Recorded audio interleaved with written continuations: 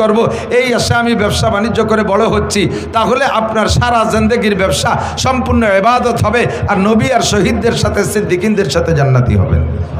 একে বলে কামিন আমালি নিতসাওয়ারু বিসুরাতিন আমালিদ দুনিয়া সুম্মা ইয়াসিরু মিন আমালিল আখিরা।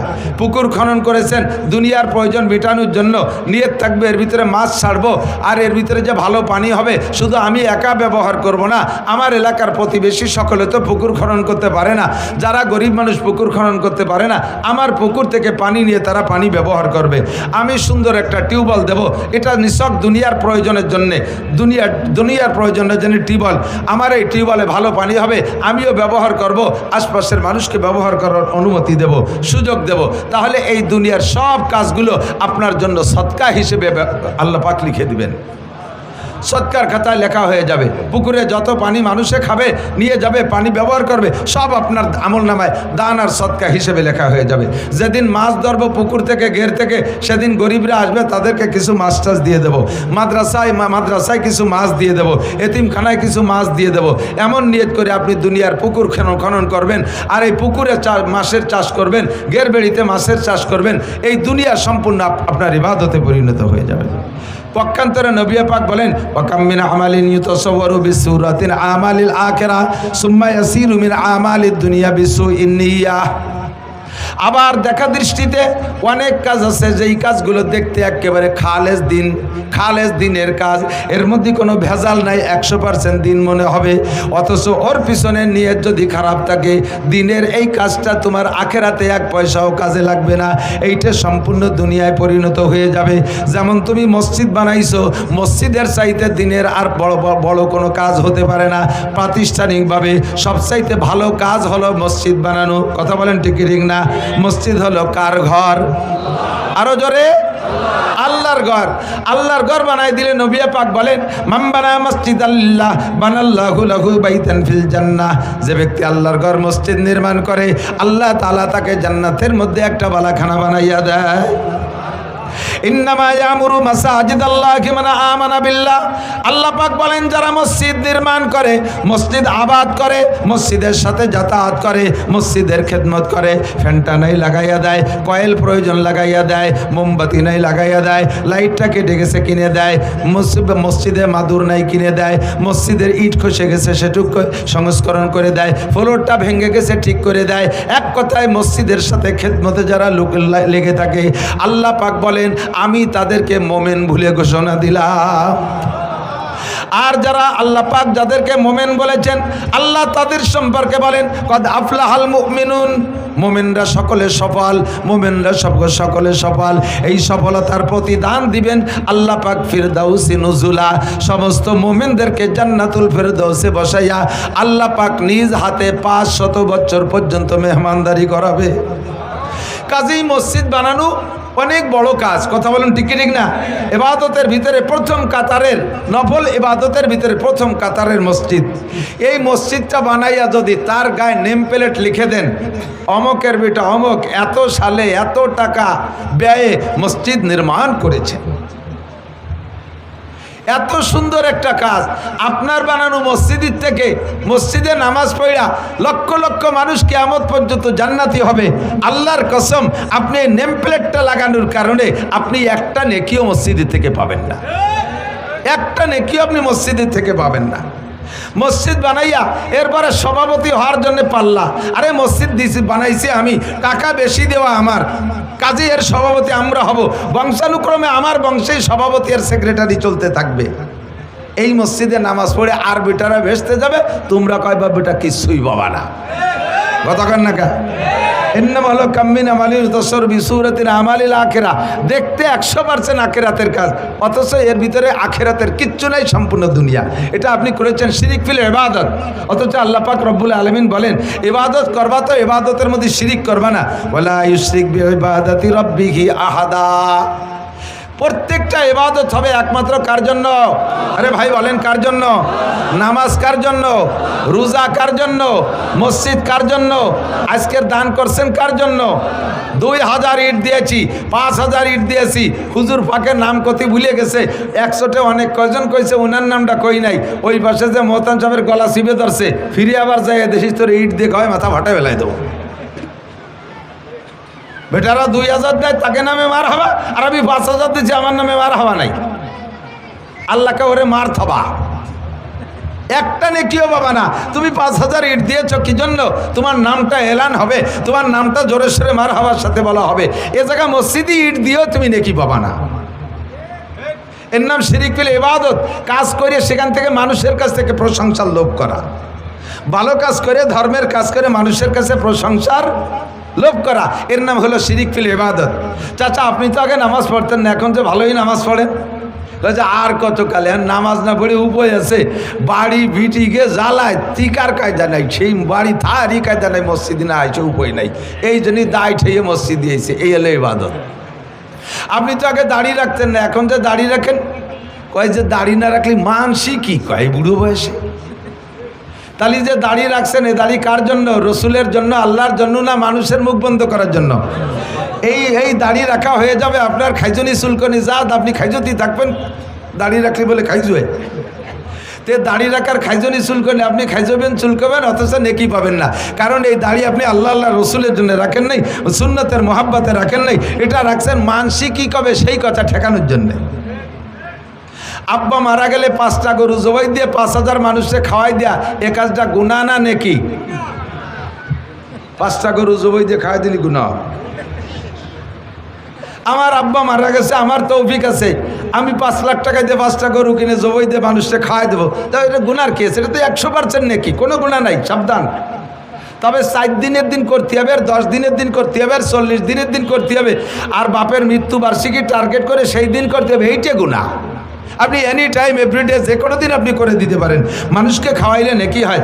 আর হযরত উসমান রাদিয়াল্লাহু তাআলা আনহু বলেন, হুব্বিবা ইলাইয়া মিনাদ দুনিয়া সালাস, দুনিয়ার 3টে জিনিস আমার ভালো লাগে।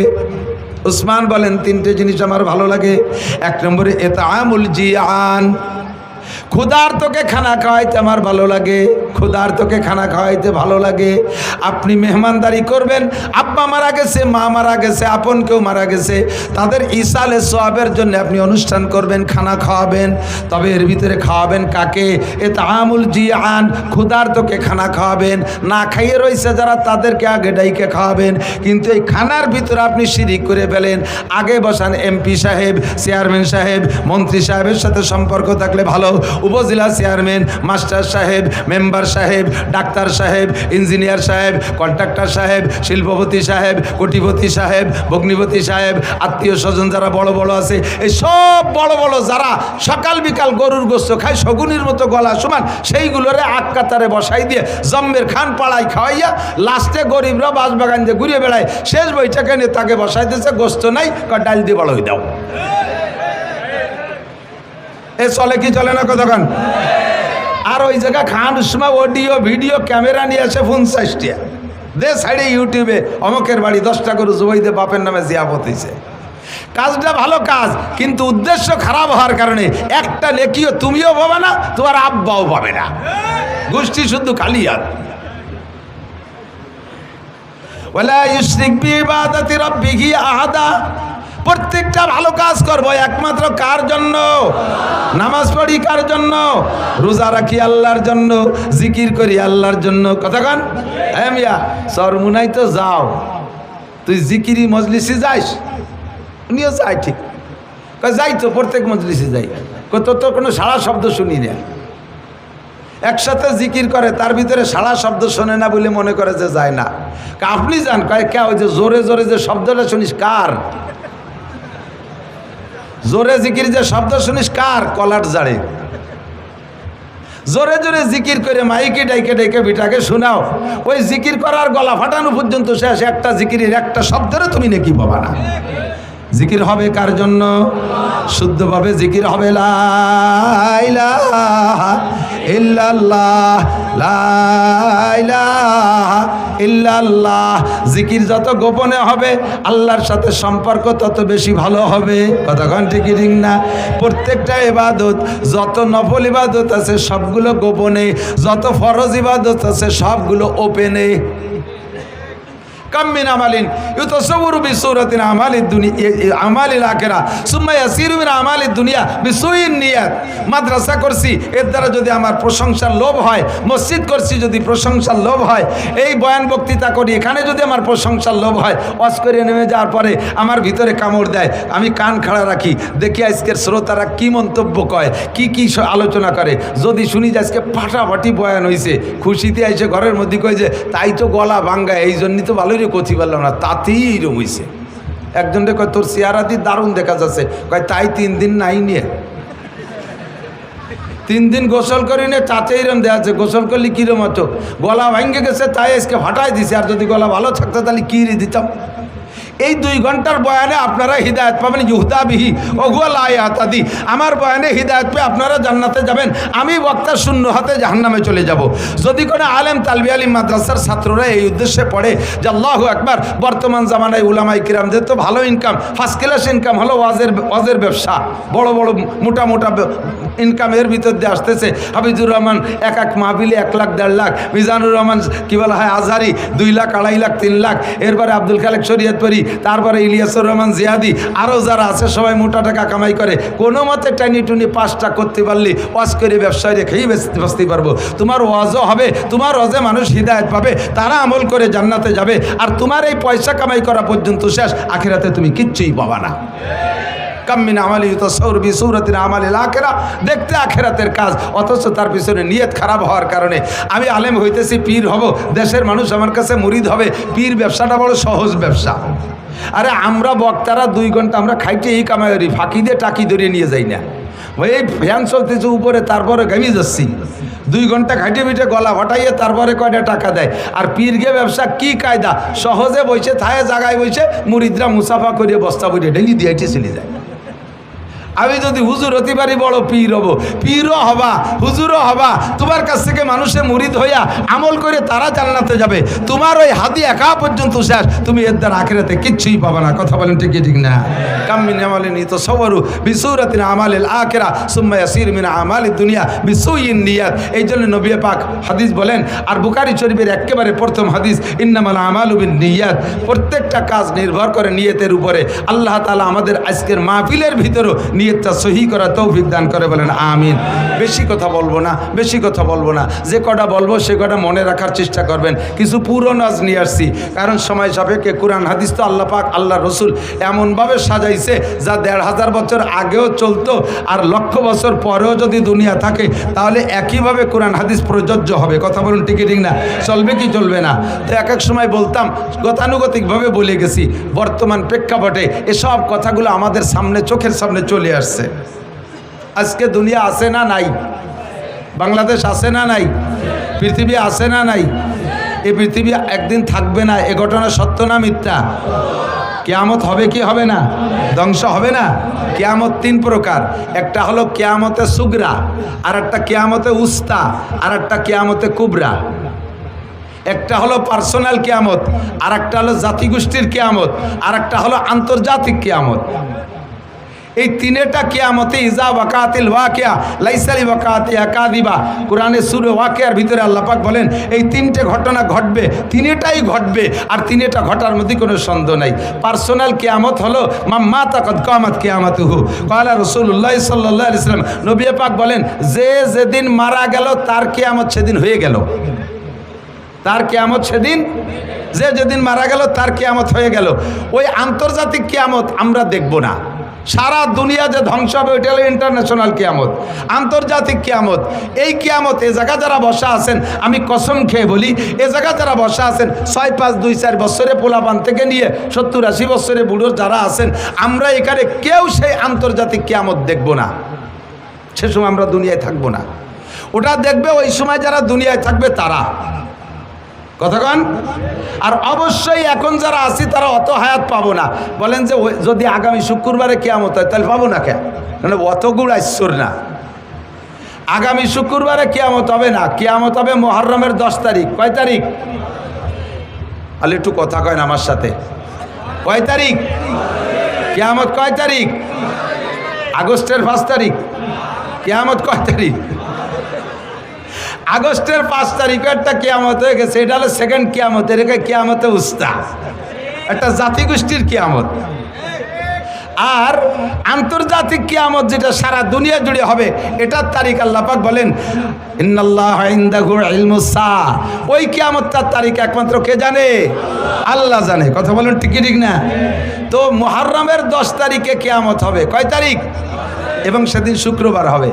4-5 বছর আগে সম্ভবত আমার মনে হয় 4-5 বছর আগে এইরকম হঠাৎ করে ডায়েরি খুলে দেখি আর 2 দিন পর শুক্রবার, তাও মুহররমের 10 তারিখ।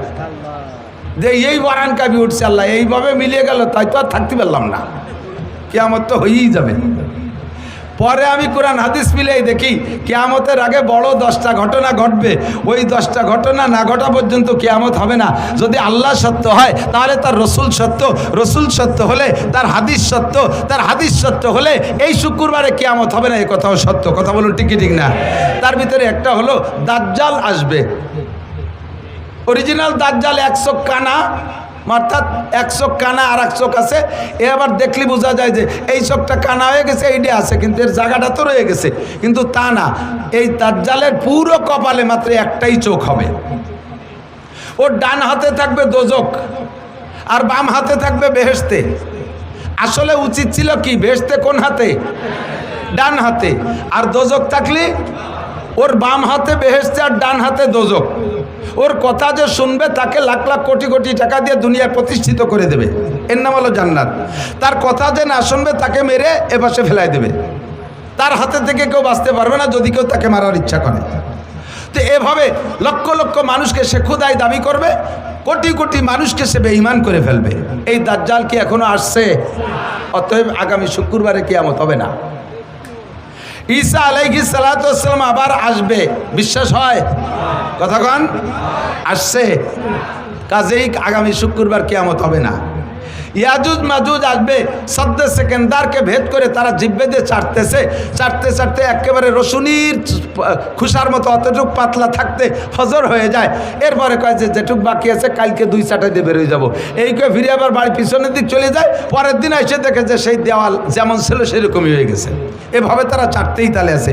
হঠাৎ করে কিয়ামতের আগে একদিন তারা এইটুক আজকে না চাটি আর পিছনে যাবে না, একে চাটাই দিয়ে বের হয়ে এদারে চলে আসবে। লক্ষ লক্ষ কোটি কোটি দুনিয়ায় সভ্য মানুষের চাইতে ওদের সংখ্যা কয়েক গুণ বেশি হবে। মানুষের উপরে ডাকাতি, মারামারি, খুনোখুনি করবে, মানুষ ধরে খাওয়া পর্যন্ত শুরু করে দেবে। কয়েকদিন পর্যন্ত সারা দুনিয়া এভাবে অরাজকতা সৃষ্টি করার পরে আল্লাহর পক্ষ থেকে বিশাল একটা বৃষ্টি আসবে। ওই বৃষ্টিতে ওরা সব ধ্বংস হইয়া সাগরে ভেসে চলে যাবে। এ ঘটনা কি ঘটছে? অতএব আগামী শুক্রবারে কিয়ামত হবে না, ভয় নেই। দাব্বাতুল আরদ, একটা প্রাণী আসবে, তার 4টে পা আছে, আবার 2টে হাত আছে। প্রাণীটা এত বড়, সে মাটিতে বসলে 1.5 বিঘে জায়গা লাগবে। কতটুক আপনার সমান হবে না? মাটিতে বসলে 1.5 বিঘে জায়গা লাগবে। এত বড় প্রাণী। ডান হাতে থাকবে মুসা আলাইহিস সালামের লাঠি, বাম হাতে থাকবে সুলাইমান আলাইহিস সালামের আংটি। মাত্র 40 দিনের ভিতরে সারা পৃথিবীতে যত হাজার কোটি মানুষ থাকুক না কেন, সমস্ত মানুষকে 2 ভাগ করে ফেলবে। সুলাইমান আলাইহিস সালামের আংটি দিয়ে মানুষের কপালে টাচ দেবে, ছোঁয়া দেবে। যদি লোকটা কাফের হয়, বেঈমান হয়, তার চেহারাটা একেবারে ব্ল্যাকবোর্ডের মতো কালো হয়ে যাবে। মুসা আলাইহিস সালামের লাঠি তার ডান হাতে, ওই লাঠি দিয়ে কপালে লিখবে কাফার, অর্থাৎ কাফের। আর যদি লোকটা ইমানদার হয়, আংটি দিয়ে ছোঁয়া দেওয়ার সাথে সাথে চেহারাটা উজ্জ্বল ফুটফুটে ফর্সা চাঁদের মতো হয়ে যাবে। কপালে লিখবে আন্তা মোমেন, তুমি একজন ইমানদার, তুমি মোমেন। এভাবে 40 দিনের ভিতরে ওই একটা প্রাণীতে সমস্ত মানুষকে 2 ভাগ করে ফেলবে। এ ঘটনা কি ঘটছে? অতএব আগামী শুক্রবারে কিয়ামত হবে না। এরপরে পরপর লাগাতার 3 রাত 3 দিন পর্যন্ত 72 ঘন্টা পর্যন্ত দুনিয়ায় সূর্য উঠবে না। 72 ঘন্টা দুনিয়ায় সূর্য উঠবে না, কোনো আলো থাকবে না, কারেন্ট জ্বলবে না, আলোবাতি জ্বালাইতে পারবে না, আগুনের বাতিও থাকবে না, সারাটা দুনিয়া অন্ধকার। এক তো সূর্য উঠছে না, দুনিয়ার কোনো বাতি নাই, তাহলে বোঝেন অন্ধকারটা কেমন হবে।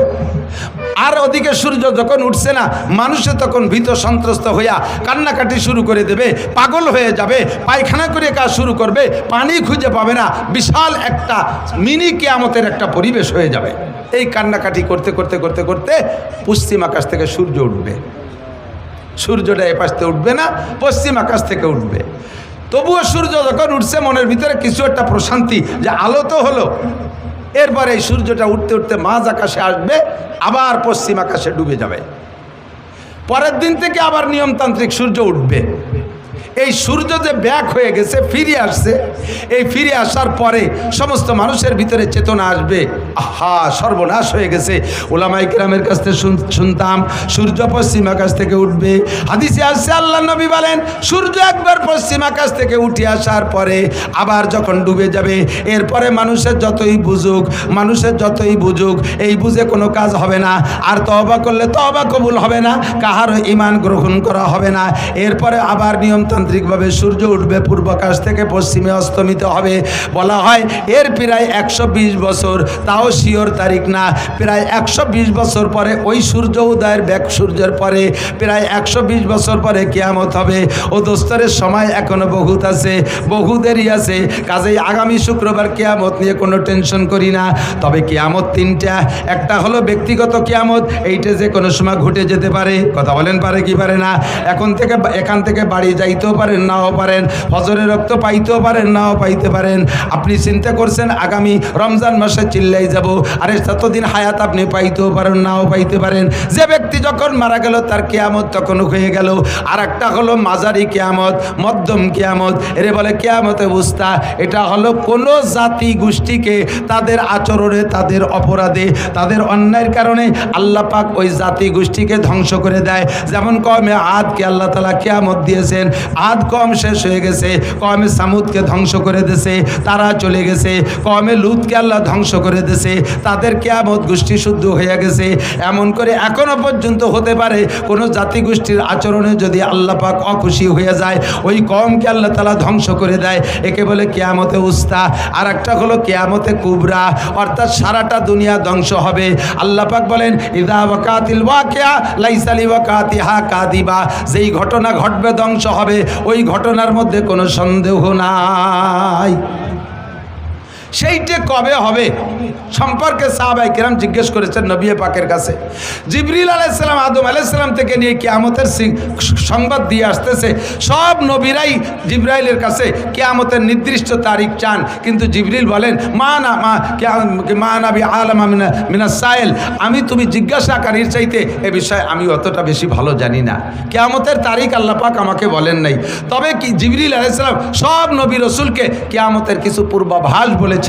আমিও মাঝে মাঝে বলে থাকি। এই হাদিস আপনাদের কাছে আমি বর্ণনা করেছি।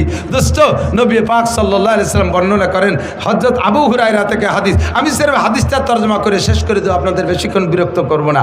হুজুর বলেন কি, এ যুবক আমার দিক, বুড়োরা আমার দিক, আওয়ামী লীগরা এদিক তাকান, বিএনপিরা এদিক তাকান, জামাত জাতীয় পার্টির সমন্বয় কেউ নড়াচড়া করবে না। খুব গেলবেন, যার ভিতরে দোষ আছে সে সেখান থেকে উঠে আসার চেষ্টা করতে হবে। যদি আমরা এই দোষগুলো থেকে উঠে আসতে পারি তাহলে দুনিয়ার হায়াত বেড়ে যাবে, দুনিয়ার হায়াত বেড়ে যাবে, দুনিয়াকে আল্লাহ তাআলা আরও লম্বা করে দেবে। আর যদি আমি আপনি এই দোষগুলো দোষী হয়ে যাই তাহলে আল্লাহ পাক দুনিয়ার হায়াতকে কমায় দেবে, দুনিয়াকে অতি তাড়াতাড়ি ধ্বংস করে দেবে। এই যে ঘটনাগুলো বলছি এগুলো টপ টপ টপ টপ করে কিছুদিনের ভিতরে তৈরি করে দিয়ে দুনিয়াকে আল্লাহ তাআলা ধ্বংস করে দেবে। আমি চাই না দুনিয়া ধ্বংস হোক তাড়াতাড়ি, আমি আরও অনেক দিন বেঁচে থাকতে চাই, আমি সুস্থ থাকতে চাই, আমি হালাল প্রশস্ত রুজি চাই, সম্মানের সাথে বেঁচে থাকতে চাই। কথা বলেন ঠিক কি ঠিক না? এই জন্য আমি দোয়ার সময় শিখিয়ে দেই, যখন দোয়া করবেন আল্লাহ আমারে হায়াত বাড়ায় দাও, শুধু হায়াত বাড়ায় দেওয়ার কথা বলবেন না। হায়াতের সাথে তিনটে জিনিস চাইবেন আল্লাহ, সুস্থতার সাথে, বলেন কিসের সাথে? ইজ্জতের সাথে, সম্মানের সাথে। 3 নম্বরে প্রশস্ত হালাল রিজিকের সাথে। এই তিনটে জিনিস আমার জীবনে অত্যন্ত গুরুত্বপূর্ণ। লম্বা হায়াত পাইছেন কিন্তু অসুস্থ, বারান্দায় পড়ে রয়েছেন 30 বছর, প্যারালাইসিসের রোগী, এই হায়াতের 5 পয়সাও দাম আছে। বউ ছেলে মেয়ে সব বিরক্ত হয়ে যায়। ছেলেরা মাঝে মাঝে মাদ্রাসায় এসে 5-7 হাজার টাকা দিয়ে হুজুর একটা জালাল খতম পড়িয়ে দেন দি। আবার আমার আব্বা মোটে মরতিছে না, উজো হইও না, বাইটু হইও না। ছেলে মেয়ে বিরক্ত হয়ে যায়, বুড়ি খালি কয় তোর একটা জালালি খতম পড়াই দিতে পারিস রে।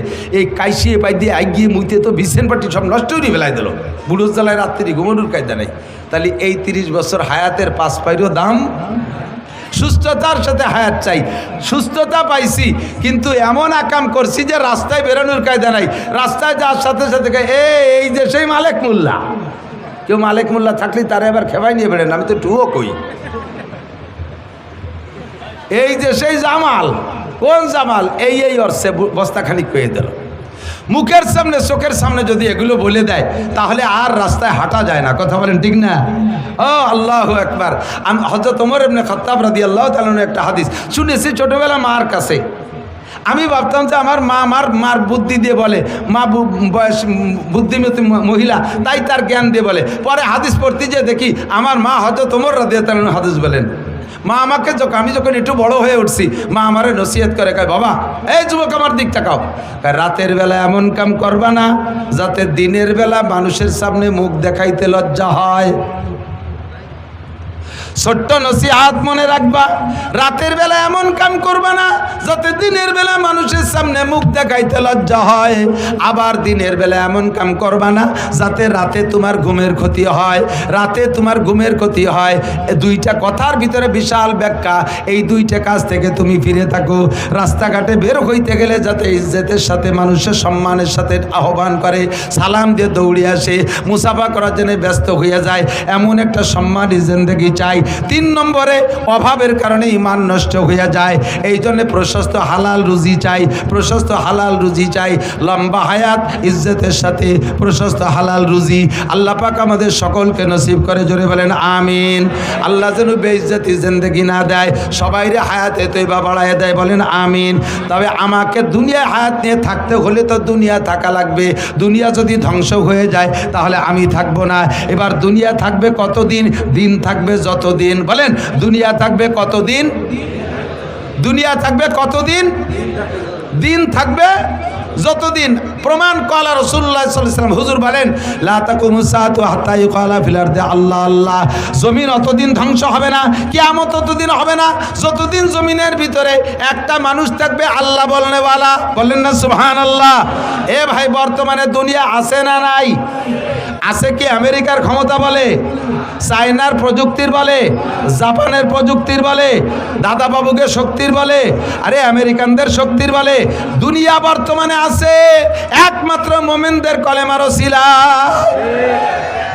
দুনিয়া যখন একেবারে শেষ প্রান্তে চলে যাবে, ওই সূর্য পশ্চিম আকাশ থেকে উদয়ের পরে দুনিয়ায় কোনো ইমানদার থাকবে না। আল্লাহ পাক রব্বুল আলামিন হযরত আজরাইল আলাইহিস সালামকে ঘোষণা দিবেন, বলবেন তুমি সবগুলোকে ধ্বংস করে দাও। ইসরাফিল আলাইহিস সালামের সিঙ্গার ফুঁকো হয়ে যাবে আর আজরাইলের কার্যক্রম ফাইনাল শুরু হবে। সারা দুনিয়ার সমস্ত প্রাণীকে মুহূর্তের মধ্যে ধ্বংস করে দেওয়ার পরে আল্লাহ পাক আজরাইল আলাইহিস সালামকে ডাইকে বলবে, ও আজরাইল কি পরিমাণ মারছো, কি পরিমাণ মারছো? কয় সব মারে সাফ করে ফেলাইছি। কয় বাংলাদেশে কি গেছিলা? বাঙালিরা তো আপদ বিপদে ভালো জায়গা বলাই থাকতে পারে, ও জায়গা 2-1টা বার থাইকে গেল নাকি? কয় আল্লাহ না, সব সাফ করে ফেলাইছি। এবার কয় আল আনমা বাকিয়া, সবাইরে মারার পরে আর আছে কে কে? আজরাইলকে আল্লাহ জিজ্ঞেস করবে, সব মারছো, গরু ছাগল দানব মানব সব শেষ করছো, এখন আছে কে? কয় যে আল্লাহ এখন আছি আমরা 13 জন আছি। নাহনু সালাসা আশার, আমরা 13 জন আছি। কয় কেডা কেডা বলো? কয় আমরা ফেরেশতা বড় 4 জন, জিবরাইল, মিকাইল, ইসরাফিল, আজরাইল, এই 4 জন আছি। ও আনতার তুমি, ও হামেলাতুল আরশ, আর আরশ বহনকারী 8 জন, 8 আর 12 আর তুমি সহ 13, এই 13 জন আছি। আল্লাহ পাক বলবেন আর সব সাফ? বলে জি সব সাফ। কয় তাহলে বড় 3 জনের জান আগে বের করে দাও। জিবরাইল, মিকাইল, ইসরাফিলের জান দাও। ইসরাফিল আলাইহিস সালামের সিঙ্গার ফুঁকে দুনিয়া ধ্বংস হয়ে যাওয়ার পরে এরপরে এই বড় 3 জনের জান আজরাইল আলাইহিস সালাম 3 জনের জান দিয়ে আল্লাহর কাছে জমা দিয়ে দেবেন। এরপরে আল্লাহ জিজ্ঞেস করবে আল আনমা বাকিয়া, এখন কয়জন আছে? কয় যে এখন আছে আমরা 10 জন। নাহনু আশারা, আমরা 10 জন। হামেলাতুল আরশ, আরশ বহনকারী 8 জন, আনতা ওয়া আনা, তুমি আর আমি, এই 10 জন আছি। আল্লাহ পাক বলবেন আরশ বহনকারী 8 জনের জানও বের করে আমার কাছে জমা দাও। যখন বলবে আরশ বহনকারী, যেই আরশ উঁচু করে রাখছে যেই 8 জনে, ওই 8 জনের জান নিতে কইলে আজরাইল আলাইহিস সালাম একটু ইতস্তত বোধ করে বলবেন, আল্লাহ এই 8 জন তো তোমার আরশ উঁচু করে রাখছে, এদেরকে যদি মেরে দেই তাহলে তো আরশ ছেড়ে দেবে, তোমার আরশ তো নিচেই পড়ে যাবে। তাহলে এই 8 জনের বাদ দিয়ে আর সবাইরে তো সাফ করে দিছি, এ পর্যন্ত থাকলে কেমন হয়? আল্লাহ পাক রব্বুল আলামিন বলেন, আজরাইল তাহলে তুমি কি মনে করো আমি এই আরশ বহনকারী 8 জনের কাছে ঠেকা? তুমি পড়ো কুল হুয়াল্লাহু আহাদ, আপনারা একটু পড়বেন কুল হুয়াল্লাহু আহাদ আল্লাহুস সামাদ লাম ইয়ালিদ ওয়া লাম ইউলাদ ওয়া লাম ইয়াকুল লাহু কুফুয়ান আহাদ। হে আজরাইল তুমি বলো কুল হুয়াল্লাহু আহাদ আল্লাহুস সামাদ, বলো সেই আল্লাহ একক আল্লাহুস সামাদ, আল্লাহ ওয়া মুখাফেক্কি, আল্লাহ কাহারো কাছে ঠেকানা। আরশ বহনকারী 8 জন ফেরেশতা আল্লাহকে উঁচু করে রাখছে, তাই আল্লাহ উঁচায় আছে, নইলে ওরা ছেড়ে দিলে আল্লাহ পড়ে যাবে। তোমার আল্লাহ এমন আল্লাহ না, দুনিয়ার দেবদেবীর মতো নয়। বছরের শেষে যাইয়া দেবদেবীদের রং নষ্ট হয়ে যায়। তোমরা জেনে রাখো সিবগাত আল্লাহি ওয়া মান আহসানু মিনাল্লাহি সিবগা। আরে দুনিয়ায় রং আছে, আমি আল্লাহরও রং আছে। আমি আল্লাহর রং কোনোদিন ওঠে না, তোমাদের দেবদেবীর রঙের মতো রং উঠে যায় না। তোমাদের দেবদেবী বছরের শেষে দুর্বল হয়ে যায়, পিছন দিয়ে বাঁশ ঢুকোই দিয়ে রাখা লাগে, এপাশতে ওপাশতে বাঁশ বাঁধাই দিয়ে রাখা লাগে। আমি আল্লাহ পাককে দুর্বল মনে করো না, আমাকে ওভাবে আরশ বহনকারী 8 জন ফেরেশতা উঁচু করে রাখা লাগে না। আমি আল্লাহ তাআলা নিজ অবস্থানে থাকতে পারি। কথা বলুন ঠিক কি ঠিক না? বলতে চাই না বাংলাদেশ আমরা কয়েক জাতির দেশ, মুসলমান হিন্দু বৌদ্ধ খ্রিস্টান আমরা মিলে মিশে আছি মহব্বতের সাথে। কথা বলুন ঠিক কি ঠিক না? আপনাদের এলাকায় হিন্দু আছে না? মুসলমানদের দোকানেও যে মাল আছে হিন্দুর দোকানেও সেই মাল আছে। আমরা কোনো ভেদাভেদ করি না, মুসলমানের দোকানের থেকে না কিনে হিন্দুর দোকানের থেকে মাল আমরা কিনি কি কিনি না, কোনো ভেদাভেদ করি না। কিন্তু ভারতের ভিতরে সেখানে ঘোষণা দিয়ে দিয়েছে কয়েক মন্ত্রী, মুসলমানদের দোকানের থেকে কোনো মাল কিনবি না, মুসলমানদেরকে বই বর্গা দিবি না, জমি বর্গা দিবি না, মুসলমানদেরকে কর্জ দিবি না, মুসলমানদের সাথে কোনো লেনদেন হবে না। এভাবে তারা সেখানে বৈষম্য তৈরি করে রাখছে। এর ভিতরে মৌলানা মিজান বলেছে ভারতের ভিতরে এক ঠাকুর, সেই ঠাকুর আমার নবীর মূর্তি বানায়, নবীর মূর্তির নাক ভাঙে। তুমি ওই দেশে নাক ভাঙবা, আমাদের এদেশেও তোমাদের অনেকের নাক আছে। ভাঙ্গার মানুষ বাংলাদেশে আছে না নাই? কথা বলেন আছে না নাই? তোমরা মূর্তিরে যত মোহাব্বত করো তার চাইতে লক্ষ কোটি গুণ মোহাব্বত করে মুসলমান তার নবীকে। তারা নবীর জন্য জীবন দিতে প্রস্তুত আছে। বলিলে চুপ করে থাকি। বাংলাদেশ মুসলিম সংখ্যাগরিষ্ঠ দেশ, ইসলামী সংবিধান হলো মুসলিম সংখ্যাগরিষ্ঠ দেশে মুসলমান যদি শাসক হয়, ওই দেশেও মুসলমানরা থাকলে তাদের ধর্মীয় অনুভূতির পর আঘাত করবা না, তাদের মন্দির মূর্তি ভাঙবা না, তাদের ধর্মীয় বিষয় সমালোচনা করবা না। যদি করো তাহলে গুনাহ হবে। আমরা সেই উসুলের পর সেই ইসলামের সেই নীতির উপরে আমল করে তোমাদেরকে কিচ্ছু বলি না। কিন্তু তোমরা যে ওই জায়গায় বসিয়া পদে পদে জ্বালাবা, আবার এই দেশে বসিও, এই দেশেও বহুত হিন্দু এলাকা আছে এখনো পর্যন্ত সে জায়গা 2-1 মুসলমান থাকলে তাকে গরু কুরবানি দিতে দেয় না। বাংলার জমিনে থেকে কত বড় স্পর্ধা, সরকারের ছত্র ছায় থাকে এত বড় বাহাদুরি করো, তারপর আমরা কিছু কই না। কিন্তু এই মুহূর্তে আর বাড়াবাড়ি করো না। তোমরা দেশের মেহমানের মতো থাকো, আমাদের কাছে যত পাবা। কথা বলেন ঠিক ঠিক না? বাড়াবাড়ি করবা তো গাড়িতে যদি চাইতে যায় তাহলে কিন্তু মেহমান আরও বাড়ি বেশিক্ষণ থাকতে পারে না। সাবধান হয়ে যাও। আল্লাহুস সামাদ, আমার আল্লাহ অমুখাপেক্ষী, আরশ বহনকারী 8 জন ফেরেশতার কাছে ঠেকা নয়। এরপরে ফেরেশতা আজরাইল আলাইহিস সালাম 8 জনের জান বের করে দিয়ে আল্লাহর কাছে জমা দেওয়ার পরে বলবে, জিবরাইল আল-আন মা বাকিয়া, এখন কেডা আছে? আনতা ওয়া আনা, তুমি আছো আর আমি আছি, আর সব সাফ। আল্লাহ পাক বলবেন, আনা হাইয়ুন কাইয়ুম, আমি চিরস্থায়ী চিরঞ্জীব, লা আমুতু ওয়া লা আহইয়া, আমি মরিও না বাঁচিও না, আমি থাকবো। কুল্লু শাইইন হালিকুন ইল্লা ওয়াজহুল্লাহ, সব শেষ হয়ে যাবে, শুধুমাত্র অবশেষে থাকবে কে? আরে ভাই জোরে বলেন কে? এবার আজরাইলকে আল্লাহ বলবেন, আজরাইল এবার তোমার জানটা বের করে দাও। আজরাইল বলবে, আল্লাহ আমি তো সবাইরে মারছি, আমারে কিরা মারবে? আমারে মারার আজরাইলকে? আল্লাহ পাক বললেন, তুমি আত্মহত্যা করবা। পদ্ধতি কি? রিভলভার কানে বাঁধাই দিয়ে তুমি গুলিয়ে দেবা, পিস্তল মাথায় লাগাইয়া গুলি করে দিবা তা না, তুমি তোমার বুকের উপরে হাত দিয়ে মুট করে টান দিবা, বাকি কাম আমি করব। আজরাইল যখন বুকের উপরে হাত দিয়ে মুট করে টান মারছে, আর সে আজিবের মালিক বলবেন, ওয়াইদা আরাদা শাইআন আইয়াকুলা লাহু কুন ফায়াকুন, আল্লাহ কুন কইলে সব হয়ে যায়। আল্লাহ তখন বলবে, কুন মাইয়াতান, তুমি মরে যাও। আজরাইলের মুঠের ভিতরে তার জানটা বেরিয়ে আসবে, আর এত জোরে একটা চিৎকার মারবে জান বেরোনোর সময় আজরাইল। ওই সময় যদি পৃথিবীর সমস্ত প্রাণীও থাকতো, আজরাইলের মুখে মাইকের আওয়াজে সকলে কলিজা ফাইটা মারা যাইত। কিয়ামত শেষ, এটা হলো আন্তর্জাতিক কিয়ামত। এই ঘটনা ঘটার আগে কিছু সিগন্যাল আসবে। নবী পাক বলেন সিগন্যাল কয়টা মুখস্থ করাই দেই, এই কয়টা শুনেই চলে যাবেন, এই কয়টা শুনে মুখস্থ করে চলে যাবেন। হুজুর বলেন দিক তাকান, কিয়ামত আসছে, এই মূল বড় বড় ঘটনা ঘটবে। তার আগে কিছু ছোট ঘটনা। 1 নম্বর ঘটনা হলো ইজাত্তু কিজাল ফাই উদাওয়ালা। যখন দেখবা মানুষে মুসলমানরা যুদ্ধে বিজয়ী সম্পদ, যুদ্ধে বিজয়ী দেশ, যুদ্ধে স্বাধীন করা দেশ নিয়ে 2 দলে কামড়াকামড়ি করবে, প্রত্যেকে বলবে এটা আমরা স্বাধীন করেছি, এটা আমাদের সম্পত্তি। এই নিয়ে যখন কামড়াকামড়ি চলবে, মারামারি চলবে, এই নিয়ে মারামারি চলবে যে এদেশ আমরা স্বাধীন করেছি, এদেশ আমাদের, তখন বুঝবা যে কিয়ামত বেশি দেরি নেই। এই যে বলবে, এইটা কি বলবে আরো বাকি আছে না এই বলা বলি চলতেছে? কতক্ষণ বলা বলি চলতেছে। স্বাধীন করছে কে তাও মুক্তিযোদ্ধারা জানেন, ঘোষণা দেশে কে তাও মুক্তিযোদ্ধারা জানেন, যুদ্ধ করছে কারা তাও মুক্তিযোদ্ধারা জানেন। অথচ এই কথাটা নিয়ে এখন এই দেশের সম্পত্তি নিয়ে 2 দলে মারামারি চলতেছে কি চলতেছে না? 1500 বছর আগে বিশ্বনবী বলেছে এটা কিয়ামতের আলামত। বেশি বাড়বো না। ইজাত্তু কিজাল ফাই উদাওয়ালা। 2 নম্বরে ওয়াল আমানাতু মাগনামা। যখন আমানতকে গনিমত মনে করবে। আমানত কি? আমানত গচ্ছিত জিনিস। আমাকে আল্লাহ তাআলা আমানত দিয়েছে কিছু সম্পদ, আমাকে আল্লাহ তাআলা আমানত দিয়েছে সন্তান, আমাকে আল্লাহ তাআলা আমানত দিয়েছে একটা ওয়ার্ডের দায়িত্ব, আমাকে আমানত দিয়েছে ইউনিয়নের দায়িত্ব, আমাকে আমানত দিয়েছে উপজেলার দায়িত্ব, আমাকে আমানত দিয়েছে একটা সিটের দায়িত্ব এমপি বানাইয়া, আমাকে একটা মন্ত্রণালয়ের আমানত দিয়েছে, আমাকে ডিসি হিসেবে একটা ডিস্ট্রিক্টের আমানত দিয়েছে, ওসি হিসেবে আমাকে একটা থানার আমানত দিয়েছে, টিওনো হিসেবে একটা থানার আমানত আমাকে দিয়েছে, এসপি হিসেবে একটা পুলিশ লাইনের আমানত আমাকে দিয়েছে, আব্বা হিসেবে কয়েকটা সন্তানের আমানত আমাকে দিয়েছে। এই আমানতকে যখন গনিমত মনে করবে, গনিমত কাকে বলে?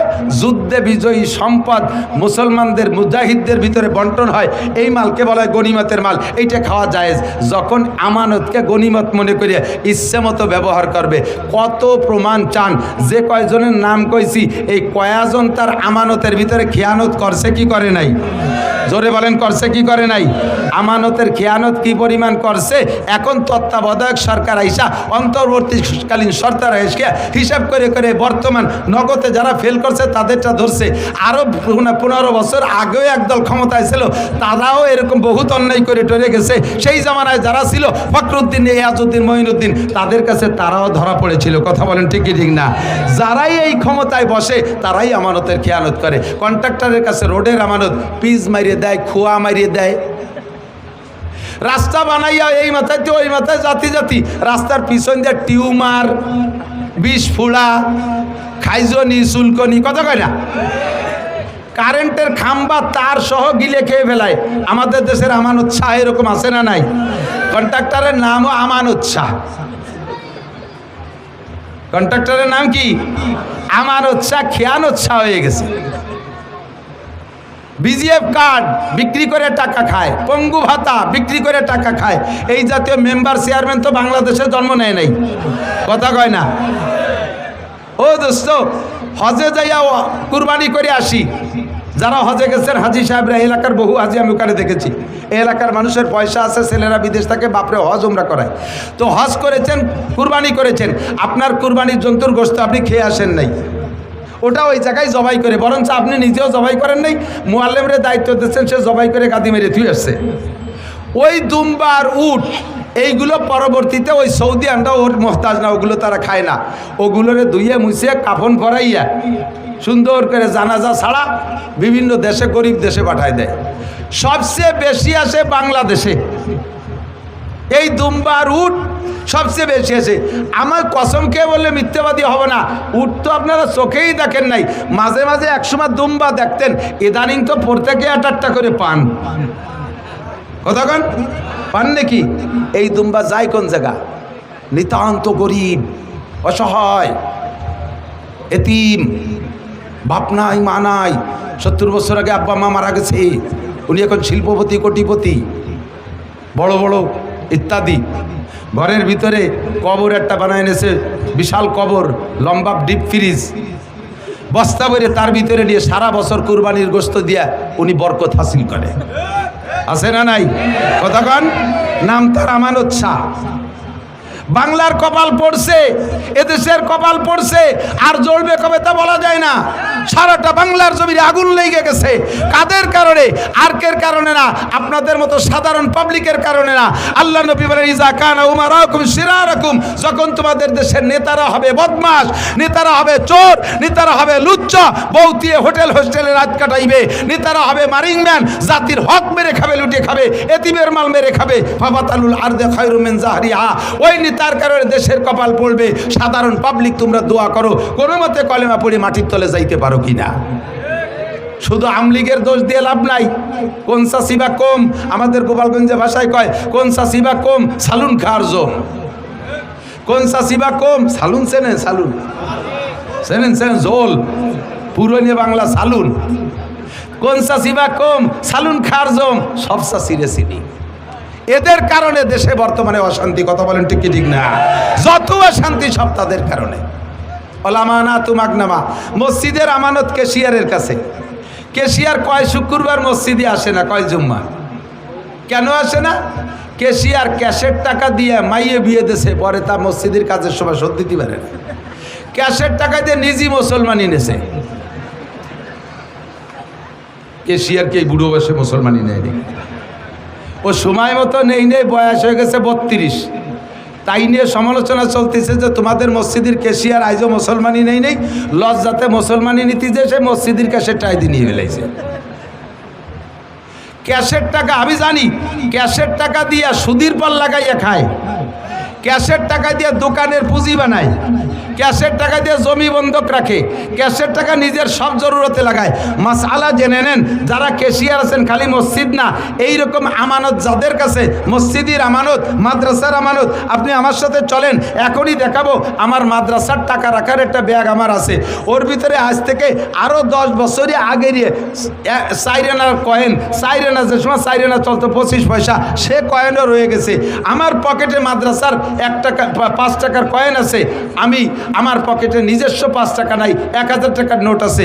আল্লাহর রহমতে আমার পান খাওয়ার চাহিদা হলে আমি 1000 টাকার নোট ভাঙ্গাইয়া পান খাই। আমি মাদ্রাসার ওই 5 টাকা দিয়ে আমি খাইয়া পরে শোধ দেবো, তাও আমি করি না।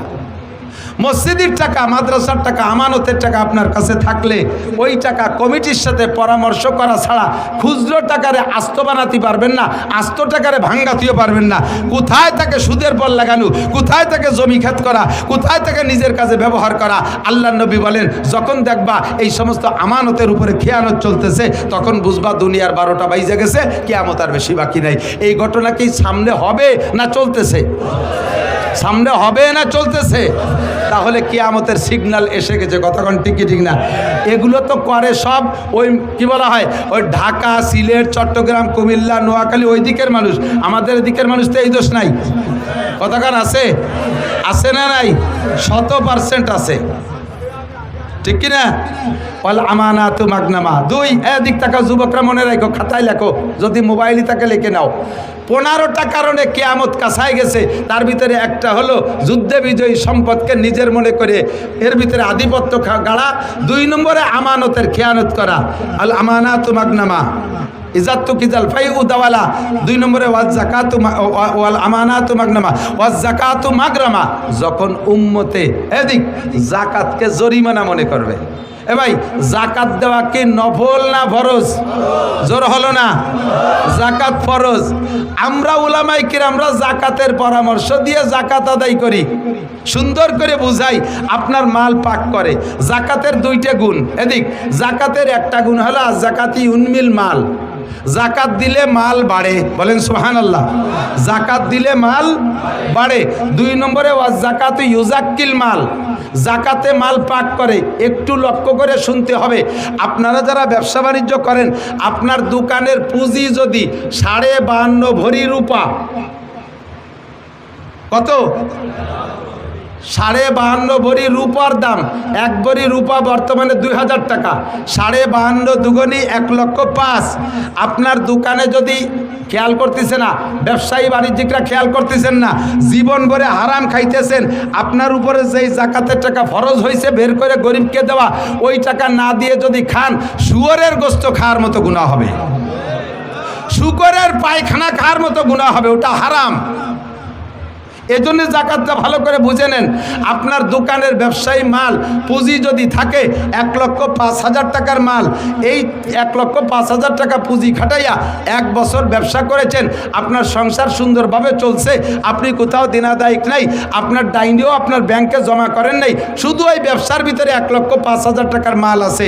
আপনি বছরের শেষে যাইয়া 365 দিন একরকম ব্যবহার করবেন, 66তম দিন যাইয়া ওর থেকে 40 ভাগের 1 ভাগ, 1,02,500 টাকা আর 5,000 টাকায় যে কয় টাকা আসে এই কয় টাকা বের করে গরিবকে দেওয়া ফরজ।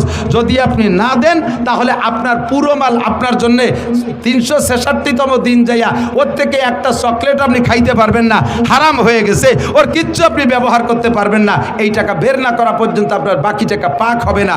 এজন্যই বলে যাকাতে ইজাক্কিল মাল, জাকাতে মাল পবিত্র করে দেয়। খুদার কসম জাকাত দেওয়ার অভ্যাস করেন, ইনশাল্লাহ মাল বেড়ে যাবে। বিশ্বাস হয়? আল্লাহ যদি মাল দেয় তাহলে জাকাত দেবেন কারা কারা? আল্লাহকে একটু হাত দেখান তো। সত্যি দেবেন? সত্যি দেবেন? জাকাত দেবেন? জাকাত দেবেন? মাশাআল্লাহ, হাত নামান। জাকাত দেবেন খোলা ময়দানে, দোষ নাই। জাকাত দিয়ে শুধু জাকাত দিয়ে ইউটিউব করবেন, দোষ নাই। ছেড়ে দেবেন, ইউটিউবে চ্যানেল করে ছেড়ে দেবেন। বড় গরু কুরবানির গরু কিনে, বিশাল ষাঁড় 6 লাখ 8 লাখ টাকা দিয়ে কিনে রাস্তায় ষাঁড়ের শিঙি রং মাখাইয়া গলায় ঘন্টি দিয়ে রাস্তায় বাঁধতে থবেন বেশ কয়েকদিন পর্যন্ত। এটা দেখাবেন, মানুষকে দেখাবেন। কেন জানেন? যারা কৃপণ কুরবানি দেয় না, ওই আইডিয়াটা রাস্তায় যারা যখন সিংজাহি দেয়, ওই কৃপণকে কলজে যে কোপ লাগে। ছেলেতে ইটালির থেকে 6 লাখ টাকাইছে পাঠাইছে বাপরে কুরবানি দিতি, আব্বা 6 লাখ টাকা দিয়ে গরু কুরবানি দেবেন, আব্বা 60,000 টাকা দিয়ে একটা প্যারালাইসিসের রুগী কিনে নিয়েছে, আর বাকি টাকা দিয়ে জমি রেখে ফেলাইছে। এই প্যারালাইসিসের রুগী বাবু গরু ভ্যালেরিয়া ইন্ডিয়া বাড়ি মেয়ের কুটির সাথে বাঁধছে। কুরবানির 2 দিন আগে থরথরায় কাঁপতিস, ওর ময়না ডুলি হয়েছে, নালাইতেছে, চাবাই না, খায় না কিছু, দৌড়ই চলে আইছে মাদ্রাসায়। হুজুর এ গরু তো কুরবানির দিন পর্যন্ত টেকবে না, একদিন আগে কুরবানি দিলি কি হয় নাকি হুজুর? তোমারে 6 লাখ টাকা দিছে কুরবানি দিতে, ছেলেরা কামাই হইয়া, আর তুমি বুড়ো এক প্যারালাইসিসের রুগী আইনে কুরবানির আগের দিন। যে গরু কুরবানি দিছো ওই গরুর গোস্ত চাবানুও যায় না, গরুর বয়স, তোমার বয়স হচ্ছে 2 বছর কম, এই গোস্ত চাবানো যায় না। তুমি এই ফাঁকিবাজি করো না। আল্লাহ তাআলা তৌফিক দিয়েছে বড় নরম গরু কুরবানি দিয়ে বস ব্যাগ প্যাকেট ভরে ভরে মানুষের বাড়ি বাড়ি কুরবানির গোস্ত আগায় দেবা। আল্লাহ তাআলা আগামী বছর তোমাকে আরো বড় গরু কুরবানি দেওয়ার তৌফিক দান করবে। এবার জাকাত দিয়ে দেখেন, আগামীবার আল্লাহ তাআলা আরো বেশি তৌফিক দেবে। তবে জাকাত, এদিক তাকান, প্রত্যেক ইবাদতের ফিল্ড আছে। প্রত্যেক ইবাদতের কি আছে? নামাজ পড়তে হয় কোন জায়গায়? আরে কথা কয় না রে, অপ্রয়োজনীয় কথা বলতেছি। নামাজ পড়তে হয় কোন জায়গায়? ঈদের নামাজ কোন জায়গা? জুমার নামাজ কোন জায়গা? জানাজার নামাজ কোন জায়গা? মাঠে, ঠিক না? তাহলে এই ইবাদতের একটা ফিল্ড আছে না? হজ করতে হয় কোন জায়গা? মক্কায়। উমরা করতে হয় কোন জায়গা? মক্কায়, ঠিক না? তাহলে এই সব ইবাদতের ফিল্ড আছে। তাহলে জাকাত একটা ইবাদত, এরও ফিল্ড আছে। এর ফিল্ড কি? আপনার বাড়ি এই জাকাতের মাল নিয়ে বসে থাকবেন, আর গরিব গুড়াবা এসে লাইন দিয়ে এই জাকাতের মাল নিতে আসবে, আতেরতে বাচ্চা পড়ে যে পাড়া খেয়ে মরিয়ে যাবে। আপনি এই গুনাই তো কভার করতে পারবেন না। জাকাতের ফিল্ড হলো, আল্লাহ তাআলা যদি তৌফিক দেয় তাহলে জাকাতের মাল প্রত্যেক গরিবের বাড়ি বাড়ি যে আগায় দিয়ে আসবেন, প্রত্যেক গরিবের বাড়ি বাড়ি জায়গায় দিয়ে আসবেন। নির্বাচনের সময় স্লোগান দেন, অথচ কাজের সময় নাই। বোতল ভাইয়ের পরিচয় গরিব দুঃখীর দরজায়, বোতল ভাইয়ের পরিচয় গরিব দুঃখীর দরজায়। ওই গরিব দুঃখীর দরজায় ভোটের পরে তো তুমি গরিব দুঃখীর বাড়িই চেনো না। কতক্ষণ ঠিক না? জাকাত দেবেন ফিল্ডে যাইয়া, প্রত্যেকের বাড়ি বাড়ি যে পৌঁছাই দিয়ে আসবেন জাকাত, তাহলে জাকাতের সঠিক হক আদায় হবে। এই কথাগুলো যে বলতেছি, কয় যে এটা হলো হুজুরকে একটু কামাই করার একটা পথ। এই হুজুর আমার সম্পত্তি আমি যে খুশি বা যেভাবে খুশি ব্যবহার করব, উনি এতভাবে পাম্পট্টি দিয়ে নেবে কে? এটা আমাকে উপরে একটা জরিমানা ধরতেছে। আল্লাহ নবী বলেন, ও জাকাত মাগরামা, জাকাতরে জরিমানা মনে করবে। আবার দেবে যাইয়ে কি? লাস্টে রমজান মাসে দেয়। এই 3 সিজনে আগে দিত রমজান মাসে শুধু শাড়ি আর লুঙ্গি, আর ইদানিং শীতকালে কম্বল দেয়। এদিক দেয় নাকি কম্বল? কম্বল দেয়। 5,000 7,000 টাকা দামের কম্বল দেয় না জাকাতে? এটা একটা কম্বলের দাম 7,000। 60 টাকা। কথা কন না কে? আমারও একটা দেশে গতবার 60 টাকা দামের কম্বল, তা কাটিয়ে 4 জায়গা পাপোশ বানাইছি। যিনি এই কম্বল দেন আপনি নিজে কি ওই কম্বল ব্যবহার করেন? কয় যে না, আমরা তাইওয়ান থেকে নিয়ে এসেছি 14,000 টাকা দাম এক একটা কম্বল। যেরকম সুবহানাল্লাহ। পাজি কোথাকার। তোমার কাকি শোনাই দিয়ে বান্দানু যে তাইওয়ানের 14,000 টাকার কম্বল তুমি গায়ে দেবা, আর দেশের গরিব মানুষের মা শরীর কি বানানো ছাইয়ে মাটি দে যে তাকে তুমি এই ছাগলের জ্যাকেট দিবা, যে জ্যাকেট যে কম্বল দেছো ও গায়ে না দিয়ে কয়েকদিন ওইভাবে পাপোশ বানাইছে, পরে ছাগলের গায়ে পেঁচাই দিছে, ছাগলের 2 মুখ দেওয়ার পরে তাকে সে ভিজিয়ে সে বাইরে ডাকতেছে, কাকি তাড়াতাড়ি খুলে নেন, ঠান্ডা লাগবে না, নিমোনিয়া হবে না। ছাগলের গাইতে খুলিয়ে নিয়ে ধুইয়ে তারপরে হাঁড়ি ধরার নেকড়া বানাইছে। ওই গরিব মানুষ ব্যবহারও করে না, যত গরিবই হোক না কেন। কতক্ষণ 5,000 কম্বল না দিয়া 100 খান কম্বল দেন, 5,000 কম্বল না দিয়া 100 খান দামি কম্বল দেন। 100 খান দামি কম্বল একজনকে দেবেন, 30 বছরের মধ্যে তারে আর কম্বল দেওয়া লাগবে না। কথা বলেন ঠিক ঠিক না? একটা দামি কম্বল যত্ন সহকারে গরিব মানুষ 20-30 বছর পর্যন্ত ব্যবহার করতে পারে। লুঙ্গি একটা দেশেন, 2 বার ধোয়ার পরে তার মাল কেটে গেছে, ওই দিয়ে দরজার মসজিদের দরজায় দাঁড়াইছে, ভিতরেতে যারা চাই রয়েছে যে এই পাশে পাশে একেবারে আর এক মসজিদের মুসল্লি তার লুঙ্গির হুটোই দিয়ে দেখা যায়। এইরকম জাকাতে জাকাত আদায় হবে না। কথা কন? ফকুবাজি জাকাত। আর ভোট কালেকশনের জন্য যারা যারা লুঙ্গি দেয় আর শাড়ি দেয়, মহিলাকে শাড়ি দেশে গালাগালি হতে যায়, উরে নিপুণ সেরে আল্লাহ সম্পত্তি দেশে শাড়ি যে একখান দেশে, তাই দিয়ে মশারিও হবে না। এতে মশারি বানালেও মশা ক্রলিং করে ঢুকে যাবে, তোমার এই শাড়িতে জাকাত আদায় হবে না। সাবধান থেকো। তুমি যে জিনিস ব্যবহার করো, যে জিনিস নিজে পছন্দ করো, ওই জিনিসই তুমি দান করবা। যে জিনিস নিজে ব্যবহার না করতে পারো, ওই জিনিস দান করলে নেকি পাবা না। ও জাকাতু মাগরামা। 3 নম্বর অপরাধ হলো উম্মতে জাকাত দিতে যাবে না। আরে খালি টাকা, এদিক খালি টাকার জাকাত না, খালি টাকার জাকাত না। আপনাদের দেশে পাট হয় না? পাট পাট জমিনের ফসলকে, ফসলের জাকাতকে বলে ওসর। পাট ফলাইতে এবং কাটিয়ে কুটিয়ে পরিষ্কার করতে খরচ বেশি, 40 ভাগের 1 ভাগ। ইরিদান ফলাইতে কাটিয়ে কুটিয়ে আনতে খরচ বেশি, সার ওষুধ কীটনাশক দিয়ে 40 ভাগের 1 ভাগ। দেশে আর একটা ফসল হয় এই কার্তিক মাসে বুন হয়, ওর পিছনে অত খরচ দেয়, সার ওষুধ পানি পুনি লাগে না, খেসারি কলই মুসুরি এগুলো, ঠিক ঠিক না? এর পিছনে কোনো খরচ নাই, এটা দিতে হবে 10 ভাগের 1 ভাগ। আর এক প্রকারের ফসল চা বানাইতে একটু খরচ বেশি লাগে, আখটাকে এই জাতীয়, তার দিতে হবে 20 ভাগের 1 ভাগ। আপনার 20টে বাঁশঝাড় আছে, 20টে বাঁশঝাড় আছে, এই 20টে বাঁশঝাড়ের আপনার বাৎসরিক প্রয়োজন মিটার পরে বছরের শেষে যে বাঁশ থাইকে যায়, বাঁশের পিছনে কোনো খরচ নেই, প্রত্যেক 10টা বাঁশের 1টা বাঁশ দিতে হবে। আপনার একটা আম বাগান আছে, এই আম বাগানে আপনার খাওয়ার আমের পরে এই আমের পিছনে যা খরচ হয়েছে, এই খরচের পরে খরচ হিসাব করবেন। যদি খরচ বেশি হয় তাহলে 40 ভাগের 1 ভাগ, মাঝারি ধরন খরচ হইলে 20 ভাগের 1 ভাগ। যদি খরচ মোটেই না হয় তাহলে 10টা আমে 1টা আম গরিবকে দিতে হবে। আপনার আম বাগান আছে, দেশি আম বাগান, ও জায়গা প্রচুর আম হয়, ওর ভিতরে গরিব দুঃখীরা আসলে তার ভিতরে প্রত্যেক 10টা আমের 1টা আম গরিবকে দিয়ে দিতে হবে। অথচ মাহফিলের সময় আমাকে হুজুররা যদি গ্রামে বাঁশ কাটতে যায়, যাইয়ে যদি কয় কাকা আপনার জাকাতের বাঁশটা দেন, কয় আসো বাঁশ দিবানি, আহিয়ালা বাঁশ দিবানি, এদিকে বাঁশ দেয় না, আহিয়ালা বাঁশ দেয়। ও দুষ্ট, ভালো করে মনে রাখবেন, মানজাবিল হাসানা ফালাহু আশরু আমসালিহা, যে আল্লাহরে 1 দেয় আল্লাহ তারে 10 দেয়। জোরে বলেন কয় দেয়? আরো জোরে কয় দেয়? একেবারে তাজা খবরেরটা কই। আমি এক মাদ্রাসায় পড়াইতাম এক সময়, ওই মাদ্রাসার হাফেজ শাহ হুজুর গেছে ওই মাদ্রাসার এলাকায় বাস কাটতে। হাফেজ শাহ হুজুরের নিজের জবানে যা শুনেছি তাই আপনাদেরকে শুনাই, এই বাসের কথা আসছে বিদায় মনে পড়ছে। হাফেজ শাহ হুজুর গেছেন এক এলাকায় বাস কাটতে, সবার বাস তো বিভিন্ন বাড়ি থেকে কাটছে, 1 লোকের 80টে জাড়।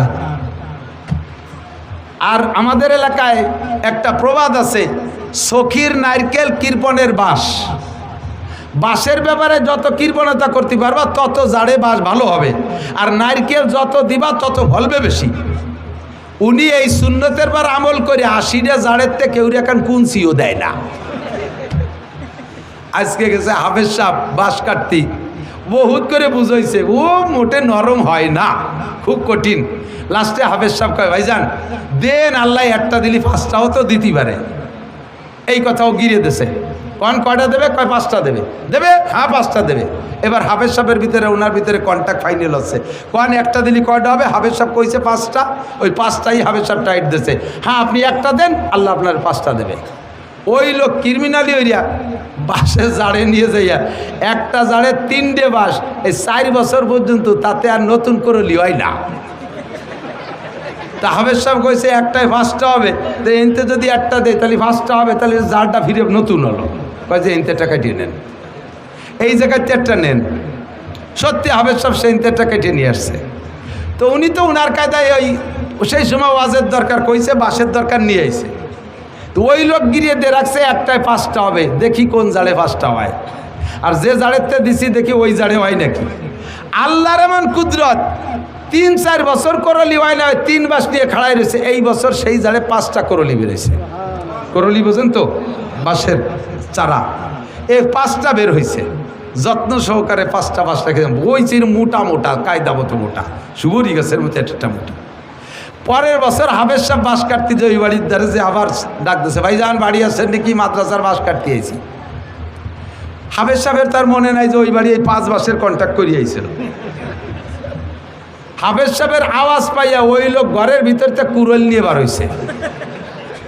বেরোনোর সাথে সাথে ছেলেরা কয় যে হুজুর হয়েছে সেই লোক। কি যেন হয়েছে? আপনি গতবার 5 বাসের কথা কইছেন, মনে হয় তা হই নেই, দিবেন আজকে বাস কায়দা মতো দেবেন। এই ছেলেরাও ভয়তে দৌড় মারছে, হাফেজ সাহেব গুড়ি পায় পিছে। ও লোক টের পাইছে যে ভয় পাচ্ছে, কয় হুজুর কি খবর? চলে যান, কে বাস নেবেন না? আইছিলাম এলাই গেছে কথা। হুজুর ভয় নাই, এদিক আসেন, ভয় নাই এদিক আসেন, আগে আল্লাহর কুদরত দেখে যান। আমি আল্লাহর কুদরত চোখ দিয়ে দেখেছি। আমার সেই জাড়ে আপনি বলছেন আল্লাহ 5টা দেয়, একটা দিলি, এই দেখেন সেই 5টা এই যে। আমার বিশ্বাস হয়েছে, আপনি যদি ওই সময় বলতেন যে আল্লাহ 1-এ 10 দেয়, তাহলে আমার এই জাড়ে 10টা বাসি হইতো। আমি যদি একটা দিলি আল্লাহ 5টা দেয়, আমার 80টে জাড়ের থেকে 80টে বাস নেবেন আজকে। কন্যা সুবহানাল্লাহ।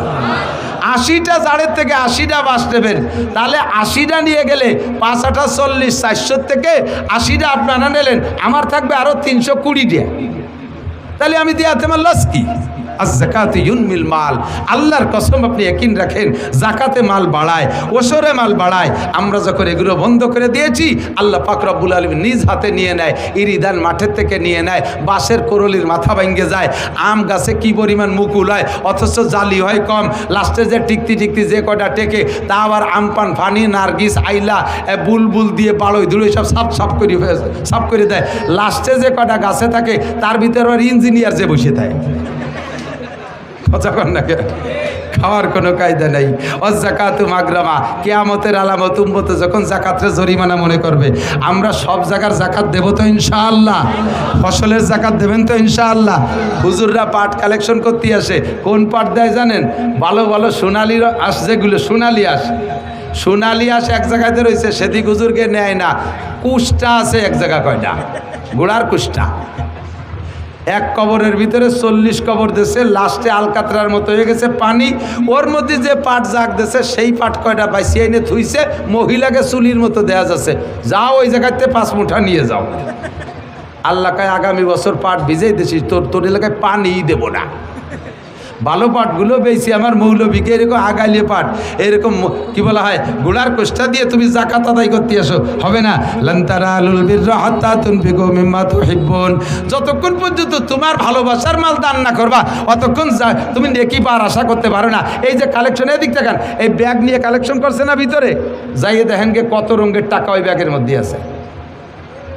আমি এর খবর জানি, মাঝে মাঝে কোনো কোনো এলাকায় বক্তারা এগুলো জানে। রাজবাড়ি এলাকার মাহফিলি গেলে এই মাঠে যা কালেকশন হয়, ওরা গোনে না, ওই ব্যাগ ধরে হুজুরে দিয়ে দেয় যে হুজুর আপনি বাড়ি যে গুনি দেন গে। এইরকম ছিঁড়া টাকা যে কি পরিমাণ, ফকিরি নেই নাই, বাসালা নেই নাই, খিয়ালা নেই নাই, এ জায়গা গেছে অন্যাসে ছেড়ে দিয়েছে, যাক পকেট সাফ হয়ে যাক, এই আলাই বেলাই দিয়ে। আবার নেকির আশা করো। অজ-যাকাতু মাগরামা। 4 নম্বর তো এই আর কথা বলবো না, এদিক থেকে 4 নম্বরে কিয়ামতের আলামত তুল্লিমা। এই কথা কইস কেন? অতুল্লিমা লিগাইরিদ্দিন, মুসলমান দিন শিখতে চাইবে না, জেনারেল শিক্ষার পিছনে সন্তানকে নামাই দিবে। দিন শিক্ষাকে তারা ফকিরি বিদ্যা মনে করবে, অপমানী মনে করবে। ছেলেরে মাদ্রাসায় দিলে অন্য মানুষে তারা ধিক্কার দেয়। ধিক্কার কোনো স্কুলের মাস্টার, কোনো স্কুলের একটা ছাত্র ক্লাস 5-এ স্কলারশিপ পাইছে, ছেলেটা বড় মেধাবী, গোল্ড নাম্বার পেয়ে গেছে 99। ছেলের স্কুলের স্যাররা তাকে দিয়ে বড় আশা করে। এই নাম্বার শুনে আত্মীয় স্বজন সবাই তাকে দিয়ে আশা করে। ছেলের আব্বা নিয়ত করেছে আমার ছেলেরে মাদ্রাসায় দেব। ধিক্কার মাদ্রাসায় দেন আপনারা ছেলেদেরকে। কোনটা দেন মাদ্রাসায়? যেটা একেবারে আকড়াই বাকড়াই উড়ে বাদামিয়ে আসুচা আপাও দুয়া বুনো বাদামিয়া বিয়াদবের গুরু দেশের ওর স্যাঙ্গা ঠেলে দেশে আম থায় না, পরের মুরগি চুরিয়ে রে খায়। কেউ তার সাথে না পারিয়া প্রাইভেট মাস্টারে মারছে, প্রাইমারির মাস্টারে মারছে, ওকে কয়বার বেটারে বাইরে দূরিয়ে সেইটি হয়েছে সব চাইতে বদমাস। সেইটি রে নেমাদে হুজুর, এটির হক্কানি হুজুর বানাই দিয়েন।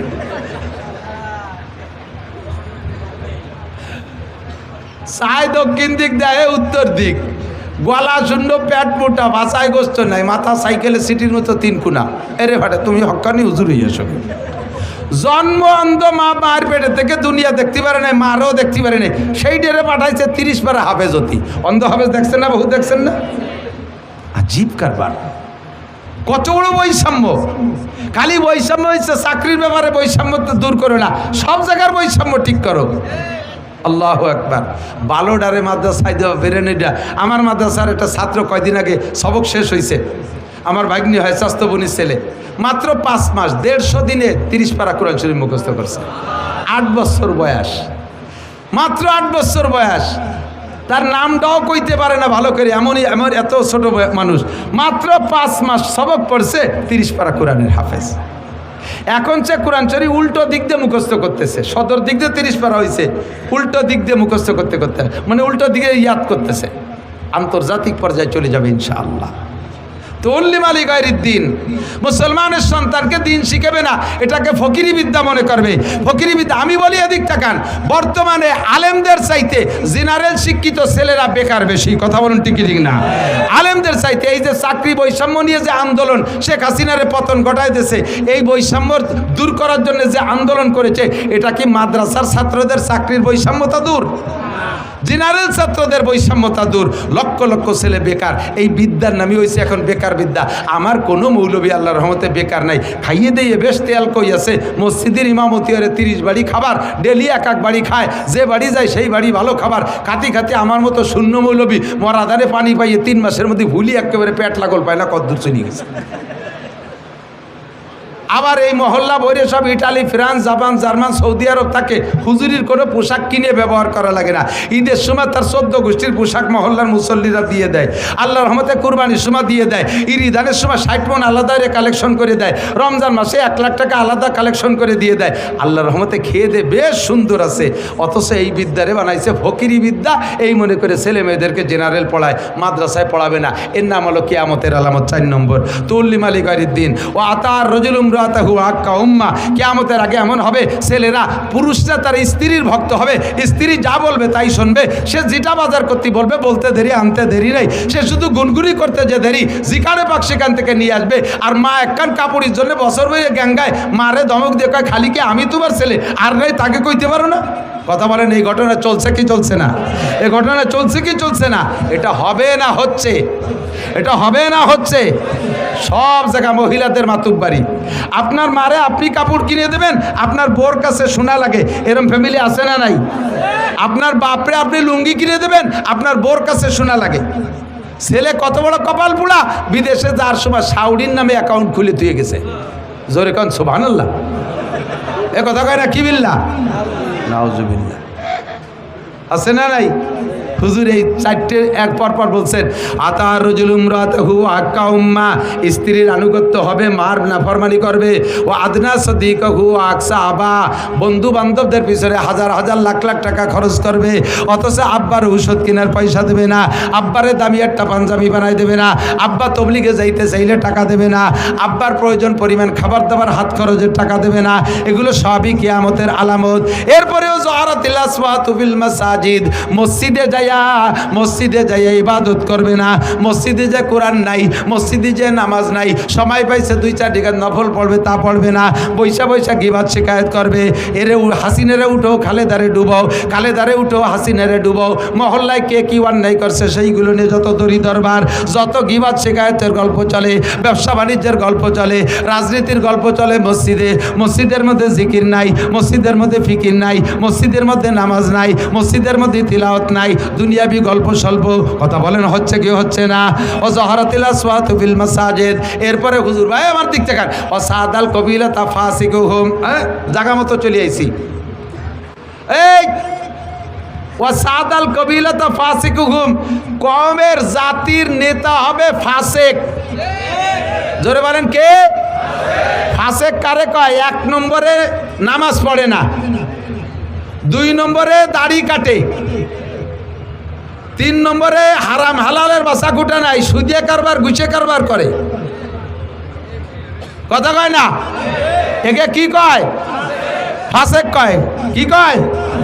বউ বাচ্চারে পর্দা করায় না, এরে কি কয়? ফাসেক বলে। এই জাতীয় ফাসেক যখন হবে তোমাদের জাতির নেতা, সাদাল কবিলাতা ফাসিকুহুম, কওমের নেতৃত্ব মেম্বার থেকে নিয়ে সংসদ ভবন পর্যন্ত সব জায়গা যখন নেতৃত্ব দেবে ফাসেকরা। একজন আলেম নির্বাচনে দাঁড়াবে, সে ভোট পাবে না। একজন দাড়িওয়ালা মানুষ নির্বাচনে দাঁড়াবে, ভোট পাবে না।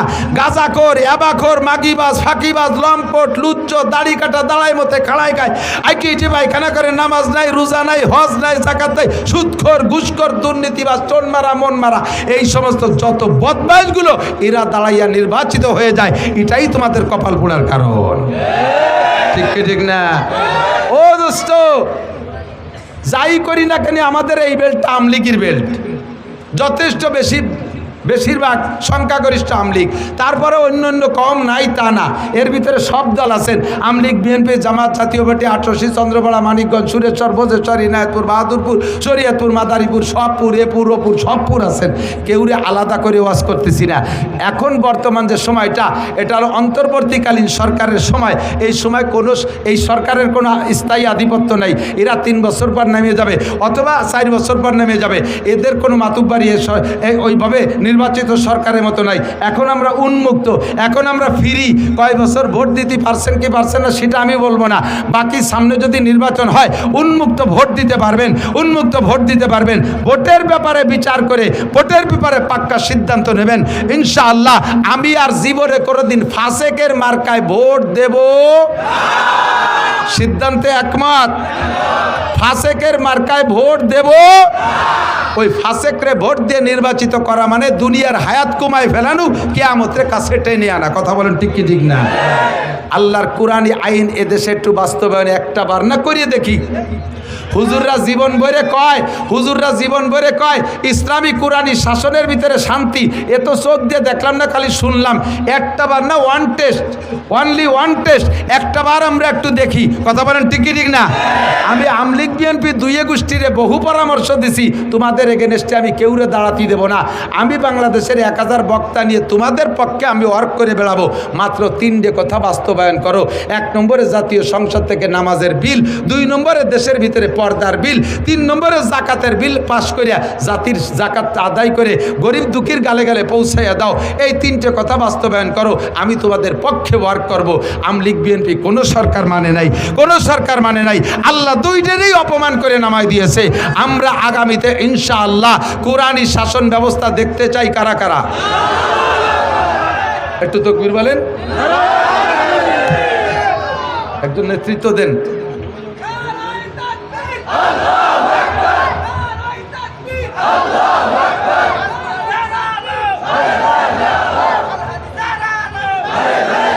নারায়ে তাকবীর। মনের থেকে হাত উঠাইছেন, মনের থেকে হাত উঠাইছেন।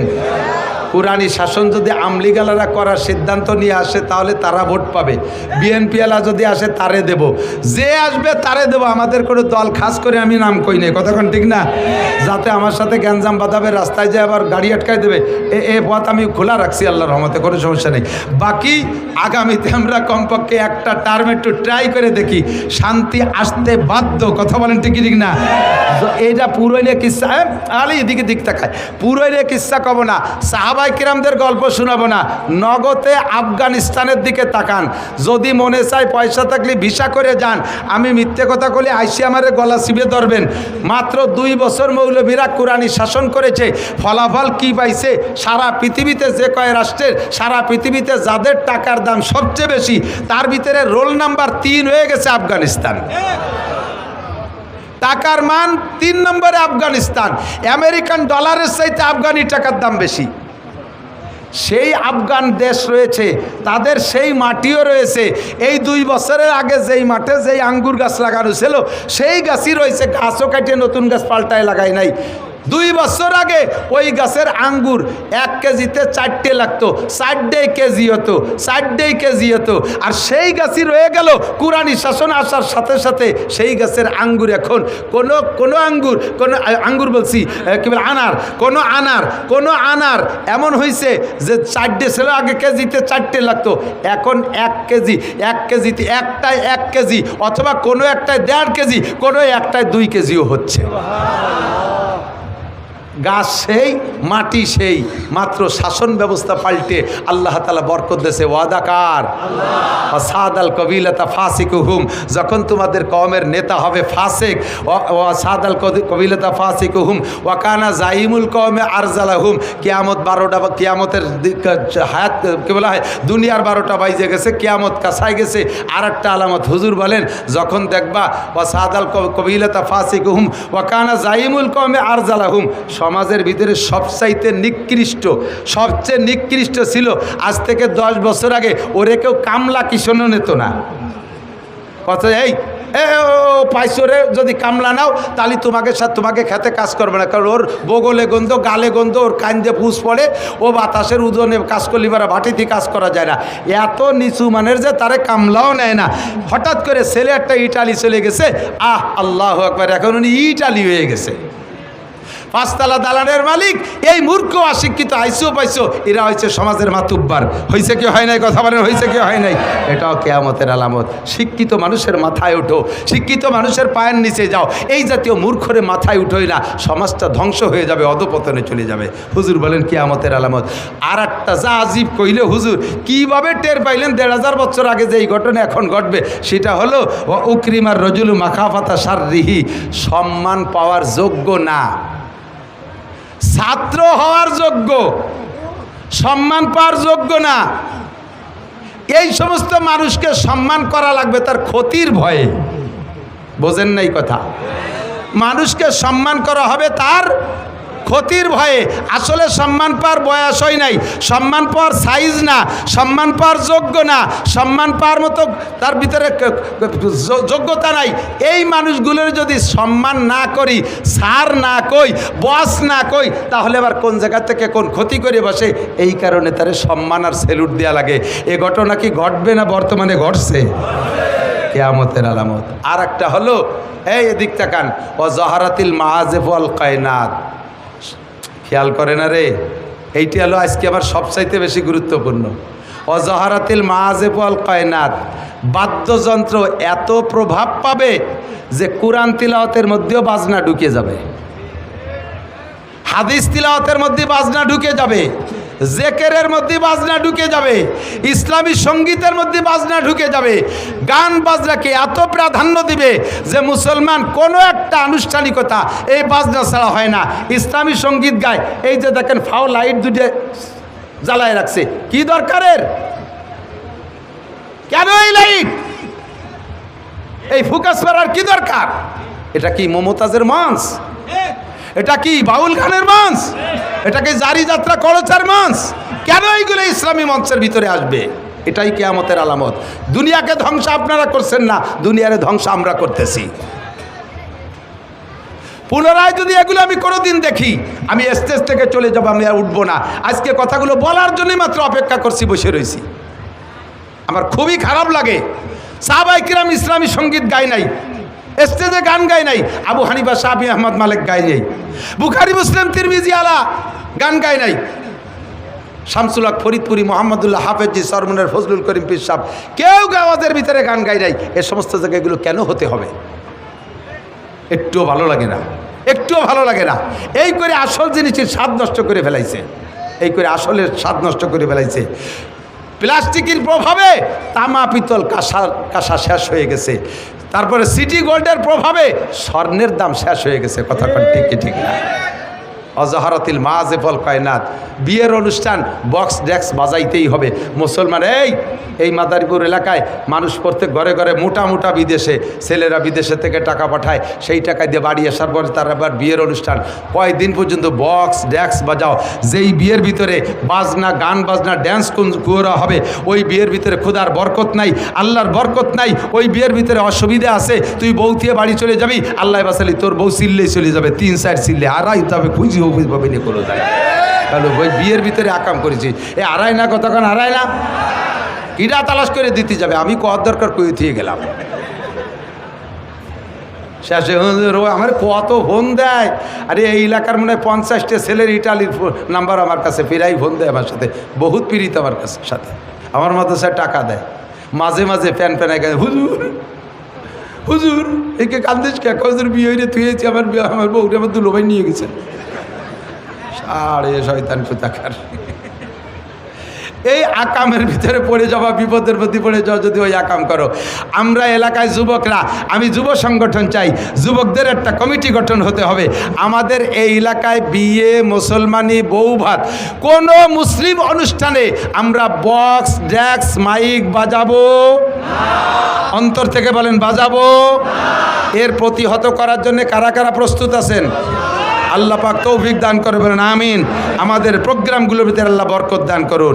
এরপরে অসুরি বাতিল খুমুর 14 নম্বরেই কিয়ামতের আলামতের 14 নম্বর হলো মদ, গাঁজা, ইয়াবা, ফেনসিডিল অ্যাভেলেবেল হয়ে যাবে। আগে ফলায় ফলায় পাট বাগানের মধ্যে কিনা বেচা হতো, এখন সাধারণ দোকানেও চলে আইছে, বাড়ি বাড়ি কিনা বেচা হয়। এ চলছে কি চলছে না কথা বলেন? মদ, গাঁজা, ইয়াবা, ফেনসিডিল, হুজুর বলেন এই মাদক চলবে খুব বেশি। 15 নম্বর হলো ওয়ালা আনা আখিরু হাজিল উম্মতে আউয়ালাহা, আর এই শেষকালে কিছু কিছু পাঙ্কু, খেয়াল করে না, এটা আরও জরুরি, এদিক তাকান। একটু স্কুল কলেজে লেখাপড়া করে 2-4 চটি বই মুখস্থ করিয়া বা পড়িয়া আর চ্যানেলের 2-3 হুজুরির ওয়াজ শুনে বড় বড় আলেমদেরকে সমালোচনা করবে। আবু হানিফা কিচ্ছু জানতো না, বরঞ্চ আবু হানিফা মোশরেক ছিল। ইমাম শাফি, আহমদ, মালিক লেখাপড়া জানতো না। উরা কয় বাবাটা খেলে লেখাপড়া জানে, কোরআন শরীফটাও শুদ্ধ করে পড়তে পারে না। 2 চটি বই পড়িয়ে একেবারে বিশাল বড় আলেম হয়ে গেছে। ঘন ঘন কানে হাত দেয়, বুহির পর ছানা বান্ধে, টান টান করে আমিন কয়, পাউখান চেরাইয়ে ফাঁকা করে আর একজনের লাইথতি তালে থায় নামাজের মধ্যে। দেখছেন না এগুলো? দেখছেন না? এরা বড় বড় আলেমদেরকে সমালোচনা করে। সরমুনার পীর সাহেবের নামাজ হয় না, সদর সাহেব নামাজ ইয়ে মারা গেছে, আহমদ শফি সাহেবেরও নামাজ হয় নেই, নামাজ খালি ওকে কয় বাপ বেটার হয়, লেখাপড়া উরাই জানে। এইগুলো সব কিয়ামতের আলামত। পারলি একটু সামনে আয়, খাতা কলম নিয়ে আয়, ক্লাসে একটু বয়, পরাণ বই একটু পড়াই দেই, হাদিস কুরআন কাকে কয় একটু বুঝোই ছাড়িয়ে দেই। ওই যে চটি বই পড়িস আর চ্যানেল হুজুরির ওয়াজ শুনিস, তো তোর চ্যানেল হুজুর আজও পাঞ্জাবি পরা শেখে নাই, কতক্ষণ ঠিক ঠিক না? তোর চ্যানেল হুজুর আজও সুন্নতি পোশাক পরা শেখে নাই, কুত্তর জিব্বে গলায় ঝুলোই দিয়ে ইসলামী বক্তব্য দেয়। তার বয়ান শোনা হারাম, ফতোয়ার কিতাবে খুঁজে দেখেন উলামায়ে কেরাম বলবে তার বয়ান শোনা জায়েজ নাই। যে সুন্নতের নিজে পাবন্দি করে না সে সুন্নতের বয়ান করবে। যে কোরআন শরীফ শুদ্ধ করে পড়তে পারে না তার কোরআন শরীফ তর্জমা করা, তফসির করা জায়েজ নাই। ও দোস্ত, এগুলো সব কিয়ামতের আলামত। যখন এইগুলো শুরু হবে তখন হুজুর বলেন গরম বাতাস আসবে, ভূমিকম্প হবে, গরম বাতাস। এবছর কি পরিমাণ গরম গেছে, সব কিয়ামতের পূর্বাভাস। ভূমিকম্প হবে, ভূধস হবে, অগ্নিবৃষ্টি হবে, অনাবৃষ্টি হবে, অতিবৃষ্টি হবে, জলোচ্ছ্বাস হবে, একের পর এক আসবে। তসবির সুতো কেটে দিলে দানাগুলো যেমন টপ টপ করে পড়ে, ক্ষুধার গজব ওইভাবে আসতে তালে থাকবে, একটাও বাকি নাই। আমরা অন্যায়গুলো নিয়মিত করতেছি আর ক্ষুধার গজবের ধারাবাহিকভাবে আসতেছে। কথা বলুন ঠিক ঠিক না? যদি দুনিয়াকে আরো লম্বা হায়াতে বাঁচায় বজায় রাখতে চান তাহলে আল্লাহর কাছে দোয়া করি আল্লাহ তাআলা যেন আমাদেরকে এই সকল অন্যায় থেকে ফিরে থাকার তৌফিক দান করে। সবাই বলি আমিন। ভাষাগত ত্রুটি বিচ্যুতি মার্জনীয়, যা বলেছি শুনেছি আল্লাহ আমল করার তৌফিক দিক। দরুদ শরীফ পড়ি। আল্লাহুম্মা সাল্লি আলা মুহাম্মাদিন ওয়া আলা আলি সাইয়্যিদিনা মুহাম্মাদিন ওয়া বারিক ওয়া সাল্লিম।